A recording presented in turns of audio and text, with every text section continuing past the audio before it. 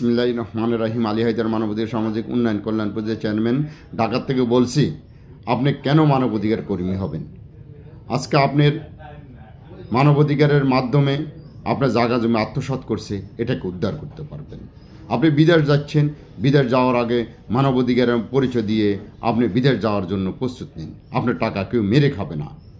আপনার যে কোনো সমস্যা, আপনার সন্তানের ভবিষ্যৎ অনিশ্চিত, আপনি মানবাধিকারের মাধ্যমে সমস্যা সমাধান করতে পারবেন। একজন মানবাধিকার কর্মী হিসাবে আপনি যে কোনো জায়গায় যে কোনো কাজের জন্য অন্যায়ভাবে আপনার থেকে কোনো টাকা পয়সা নিতে পারবে না। আপনি সহজে কাজ করে নিয়ে আসতে পারবেন মানবাধিকারের মাধ্যমে।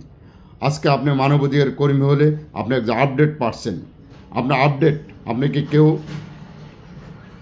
অন্যায়ভাবে কিছু করতে পারেন। মাদক, সন্ত্রাস, ফরমালিন মুক্ত সভ্য সমাজ গড়ার লক্ষ্যে আপনি একজন মানবাধিকার কর্মী হতে পারেন। দেশের যেই দ্রব্যমূল্য উদ্যোগতি, দেশের যেই নৈরাজকতা সৃষ্টি হয়েছে, সন্ত্রাসের সাথে জিম্মি হয়ে আছেন, আজকে আপনি অন্ততপক্ষে মানবাধিকার কর্মী হয়ে আপনি জিম্মিতা দূর করতে পারেন।